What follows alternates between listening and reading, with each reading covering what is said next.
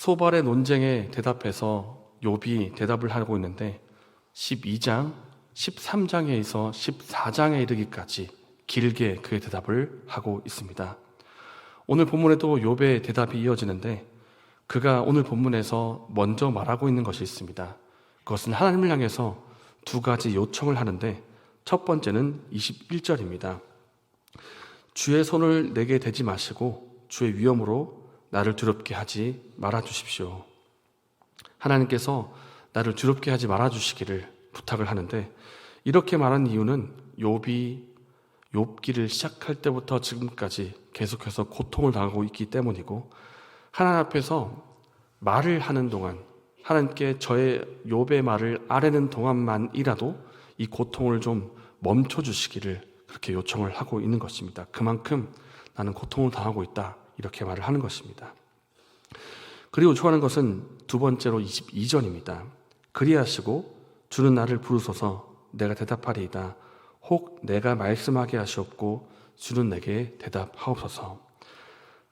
두 번째로 요청하는 것은 하나님의 법정에 자신을 불러달라는 것입니다. 하나님 저를 불러주십시오. 그러면 제가 바로 응답하겠습니다. 하나님께 제가 하고 싶은 말을 아뢰겠습니다. 그리고 제가 하나님께 요청하고 물어보고 싶은 것도 있습니다.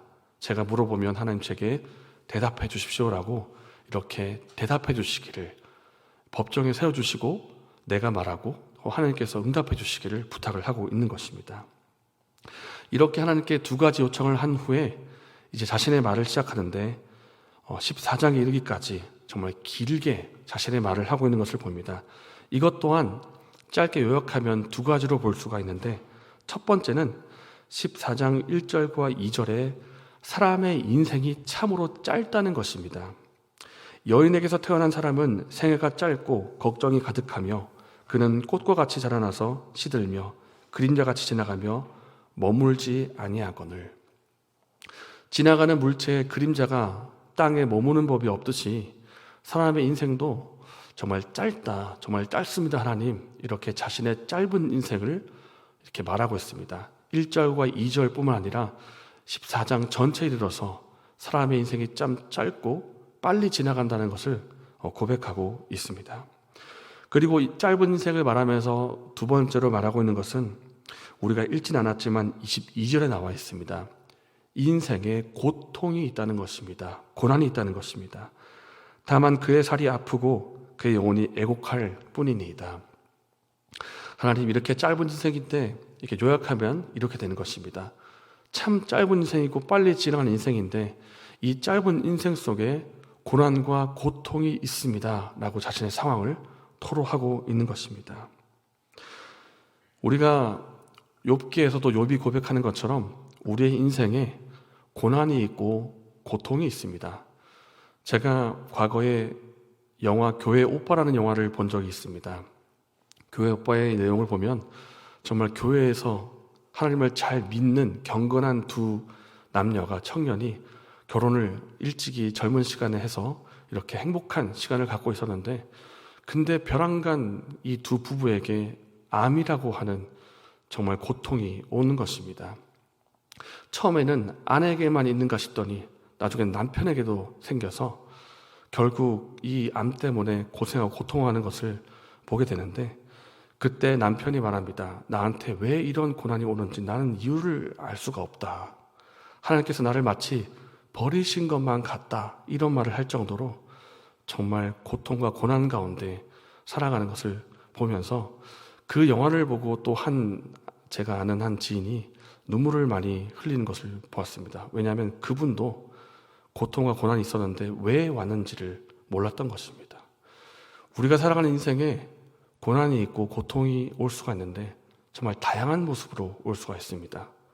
우리가 다니는 직장이나 사업터에서 경제적인 어려움을 겪기도 하고 때로는 우리 몸에 다가오는 질병을 겪게 되기도 하고 또 때로는 관계적인 어려움을 겪기도 하고 이런 고통과 고난이 있는데 정말 다양한 모습으로도 또 다양한 이유로도 올 때가 있습니다. 심지어는 욥처럼 또 교회 오빠에 나오는 그 사람처럼 왜 고통을 겪는지를 모르겠다라고 말하는데 고통이 오는 경우가 있습니다. 그렇기 때문에 우리가 다른 사람의 고통에 대해서 함부로 말할 수가 없는 것입니다. 왜 우리가 고통을 겪을까요? 왜 우리의 삶에 고난과 고통이 있겠습니까? 이 고통이 있는 경우는 많은 경우가 있습니다. 첫 번째로는 정말 우리의 삶 속에 죄가 있기 때문에 하나님께서 그 죄에 대해서 우리를 사랑하시기 때문에 우리를 단련하시려고 고난을 허락하실 때가 있습니다. 죄를 깨닫게 하시고 우리의 잘못된 부분을 고치시려고 그런 고난을 겪게 하실 수도 있습니다. 근데 때로는 믿음 때문에, 우리가 예수님 믿는다고 하는 그 믿음 때문에 고난이 다가올 때가 있습니다. 이것은 바로 의인의 고난이고 믿음 때문에 겪는 고난. 또 때로는 욥처럼 원인을 알 수 없는 고난을 겪을 때도 있습니다. 베드로 전후 후서에 베드로가 말하는 고난이 있는데 애매한 고난이 있습니다. 애매한 고난. 왜 이 고난을 겪는지 알 수가 없는 것입니다. 하나님은 아시지만 우리는 현재 모르기 때문에 이것이 고통이 되는 것입니다. 욥에게도 이것이 이중적인 고통이 되는 이유는 먼저 나에게 고통이 온 것이 고통이고 또 두 번째 고통은 왜 왔는지를 모르기 때문에 이것이 또한 고통이 되는 것입니다. 근데 이럴 때 우리는 이 고통의 이유를 알 수가 없기 때문에 고통스러운 것인데 우리가 취해야 할 마음의 자세는 무엇이겠습니까? 믿음을 끝까지 포기하지 않는 것입니다. 하나님은 선하신 분이시고 이 일을 허락하신 데에는 분명히 하나님의 이유가 있다는 것입니다.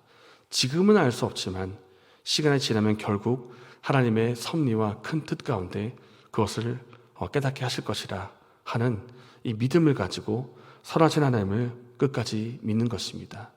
욥도 현재로서는 정말 이유를 알 수 없기 때문에 자신의 고통을 말하고 있지만 그가 끝까지 포기하지 않는 것이 있습니다. 하나님 앞에서 자신의 자리를 떠나지 않는 것이고 이렇게 고백하는 것입니다.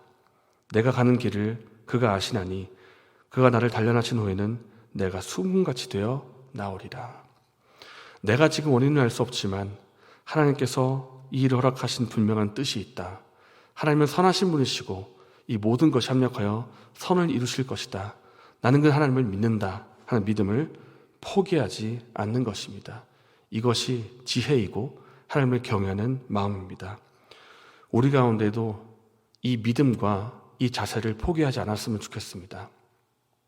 혹 내가 이유를 발견하면 감사한 일입니다. 현재로서는 내가 죄 때문에 이런 일을 겪는구나. 내가 믿음 때문에 이런 고난을 당하는구나.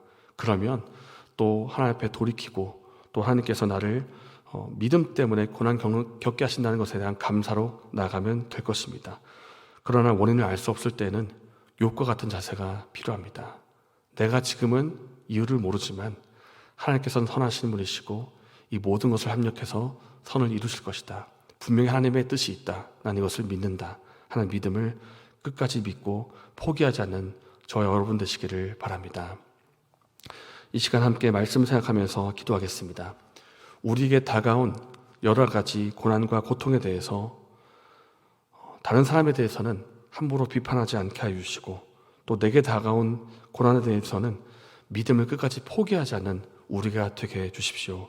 이 일을 통해서 우리를 단련하시고 정금같이 우리를 새롭게 해주시고 더욱더 주님께로 가까이 나아가는 그런 계기로 삼게 해주십시오. 이렇게 기도하면 좋겠습니다. 이렇게 말씀을 위해서 기도하시고 내일 있을 예배를 위해서 기도하신 후에 자유롭게 돌아가시겠습니다.